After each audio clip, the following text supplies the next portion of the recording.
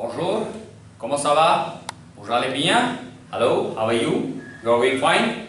Bon, alors, comme vous déjà savez, je m'appelle Dhananjay Dhondial et je suis un professeur français. As you already know, my name is Dhananjay Dhondial and I am a French teacher. Et aujourd'hui, on va étudier quelque chose de très important. And today we are going to study some important things. Et ça c'est quoi? And what is that? Ça c'est le thème, le présent de l'indicatif. And that is the theme, the subject. Le nom ça c'est quoi? The name, what is that? Le présent de l'indicatif. Et on a des questions dans notre tête. And we have questions in our mind. Et ce sont quoi? Le présent de l'indicatif, ça c'est quoi? Ça veut dire quoi? Et où on peut l'utiliser? What do we mean by présent de l'indicatif? And where can we use them? These are the two questions in our mind. We'll try to find out the answers to these questions. Ce sont les deux questions dans notre tête et on va trouver les solutions des deux questions. We have. So, what is the first question? What do we mean by présent de l'indicatif? How do we pronounce it actually? For those who are Hindi speakers, for them I have written in Hindi, présent de l'indicatif. Présent de l'indicatif. You will write it like this. And it means present indefinite tense and present continuous tense. And for example, you don't have the idea clear enough about present indefinite tense and present continuous tense, I can just help you out by giving you some examples. Like, I speak, he speaks. Such type of sentences belong to present indefinite tense. And present continuous tense, like I am speaking, he is speaking. Such type of sentences belong to present continuous tense. And for both these type of sentences, or for both these types of tenses, we have got only one tense in French language. We call it as présent de l'indicatif. So, in other words, we can say présent de l'indicatif corresponds to tenses of English language. One is present indefinite tense, second is present continuous tense. So, in conclusion, we can say present continuous tense does not exist in French language. If we conclude it like this, that is a correct conclusion. So, of course, because we have studied present continuous tense, so we are little bit uncomfortable in knowing how would they speak sentences belonging to present continuous tense. Well, they will be spoken in the same manner they speak the sentences belonging to present indefinite tense, and we have to accept it as a fact like this only. Okay. Now, in my previous video, I have already taught you French language follows Hindi pattern. And what is that? Like in Hindi, the verb is composed of two parts. The first part never changes. The second ending part changes with the change of subject, and we call it as conjugation of verb. If you want to get more idea about it, you can just see my previous video, previous to this one. There you will get the whole detail. So today I will just teach you conjugations of présent de l'indicatif. So that is the first tense, which means present indefinite tense and present continuous tense. As an example, I want to give you parler. Parler means to speak. Where parler is the stem part, er is the ending part. What do you mean by stem part and ending part? All that we have done in the previous videos. Those who are coming continuously with me, they don't have any doubt, any idea, any confusion. Those who have joined only today, they can just see my previous videos. Well, je, tu, il, elle, nous, vous, il, elle. These are the pronouns. It's only pronoun. And part is the stem part. It will remain same with all the subjects. You see, they are getting changed, but part is part remains same. But er, which is the ending part, changes into e when the subject is je, es when the subject is tu, when the subject is il or elle, er is replaced by e again. If the subject is nu, er is replaced by ons. If it is who, er is replaced by ez. and ER will be replaced by ENT in case of ill or L. Okay. How will you read it? In my videos where I taught you rules of phonetics, there I have already taught you last E is mute, last ES they are mute. So how will you read it? R parled, R and parled. How do you read it? Q parled. So pronunciation will remain same, parled, but there will be difference in the spelling. So how the writer will come to know whether in parled he has to write PARLE or PARLES? Well, it is the subject which will help him out. Like if I say je parle, so writer will automatically come to know here parle means like ending will be E. But if I say tu parle, so out of this table the writer has already come to know that it is tu parle, PARLES. So you will be very careful. Il, elle parle, nous parlons. In rules of phonetics, I have already taught you O and gives on sound, last consonant is mute.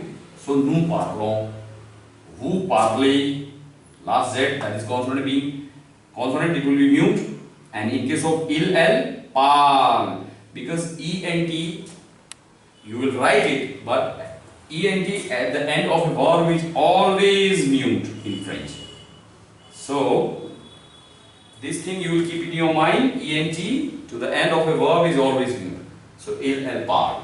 So je parle, il parle, so tu parles, il parle, elle parle, nous parlons, vous parlez, il, elle parle. You can see parle is the stem part which remains same. ER is the ending part which keeps on changing with the change of subject, and this process of changing the ending part of a verb with the change of subject is called as conjugation of verb. And these are the conjugations of présent de l'indicatif, which means in English present indefinite tense and present continuous tense. It means je parle would mean I speak or I am speaking.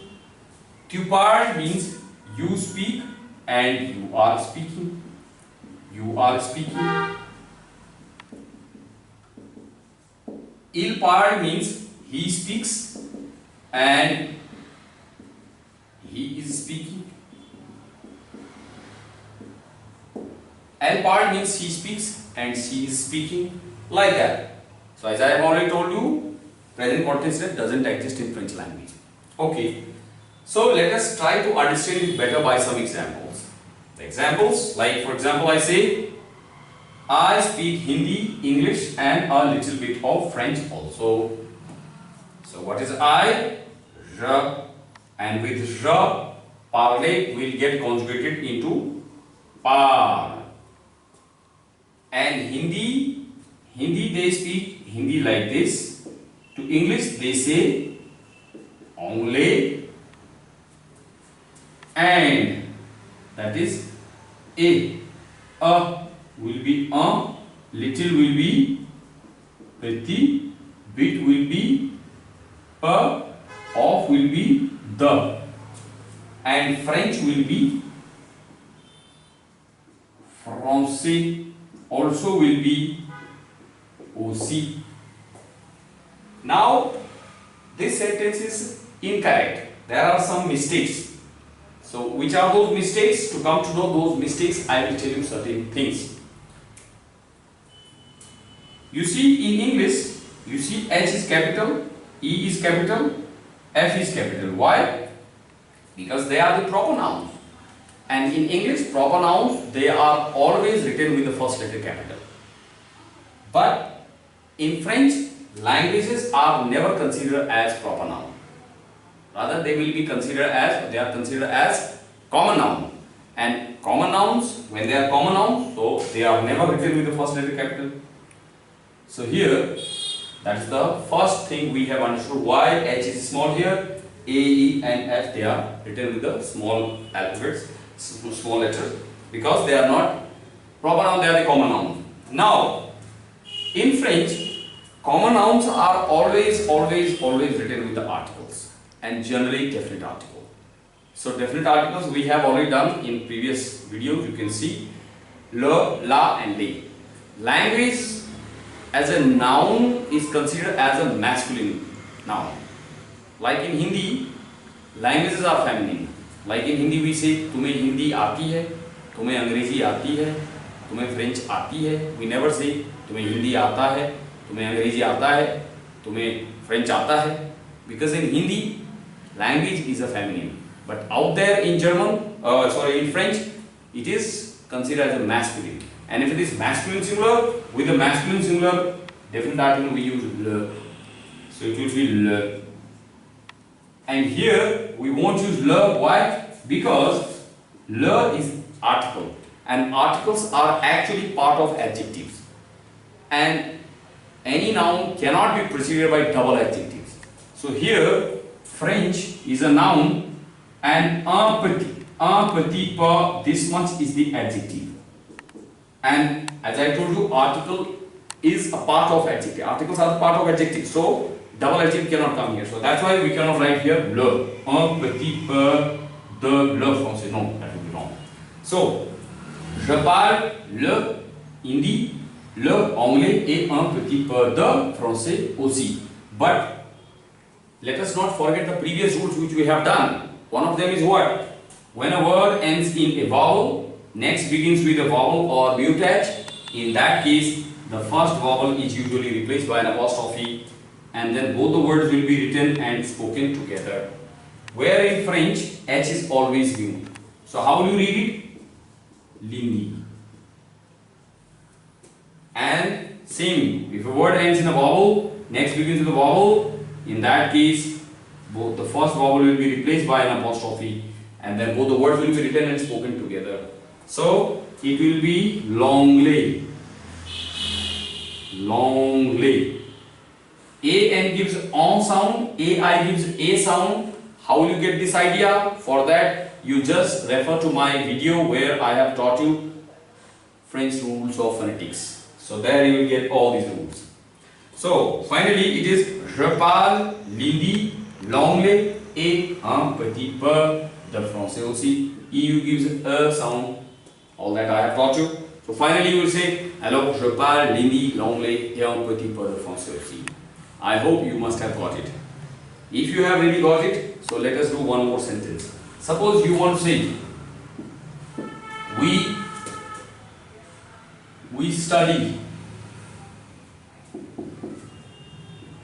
French at Unique Institute of Foreign Language. Unique Institute of Foreign Languages. You want to say this in French. So how do you say? We. What is we? Nous. Here I have already taught you in the previous videos. You see, this is original verb is étudier, which means to study. So this is étudier, ER category verb. So here stem part is étudie. It will remain same. Now ER will be replaced by what? We will see how ER was replaced by here when the subject was nous. When the subject was nous, ER was replaced by ONS. So in French, the rest of the verbs will follow the same conjugation pattern. And that is why here it will be ONS. Now how will you read it? Nous étudions. But previously we have done a rule. What is that? If a word ends in a consonant, next begins with a vowel, in that case both the words are usually pronounced together.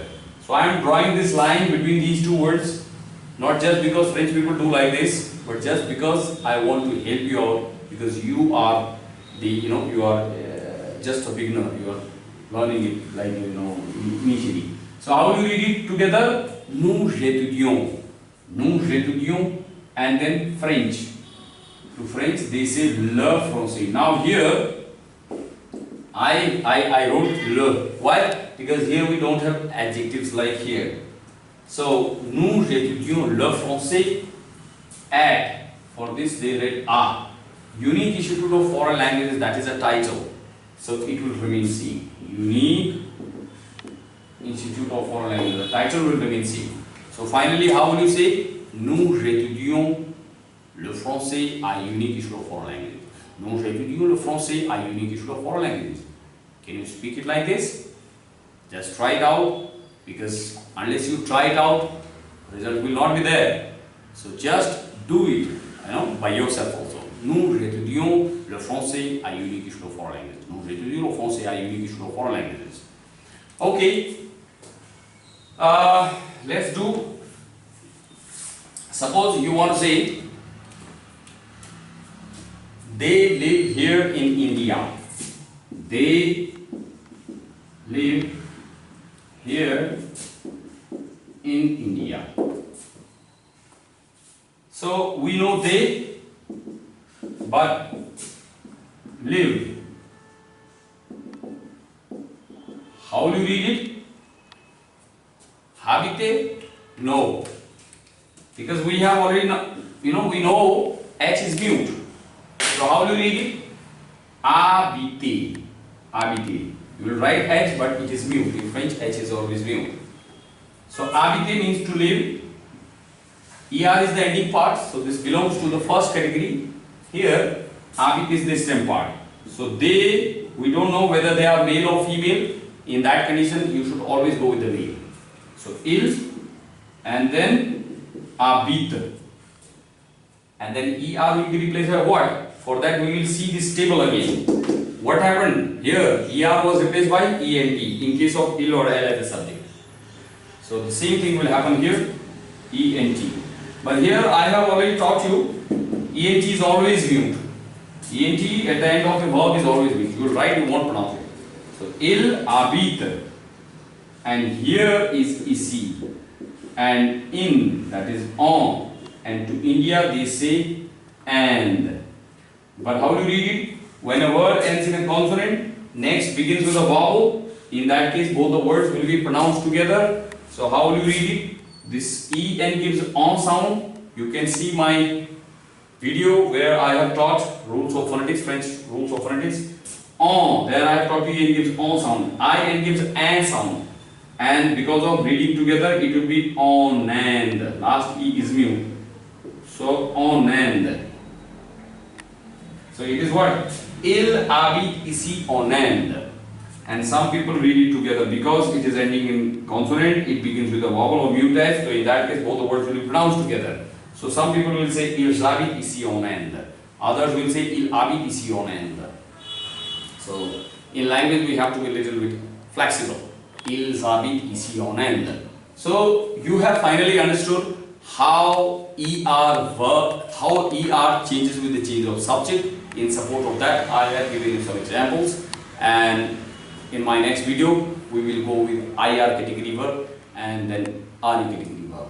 So if you have any questions, you can ask me in the comment box. If you really like the content of the video, please you share it, and you can and if you don't like, so please you can give me your suggestions. I'll definitely act on that. Thank you very much.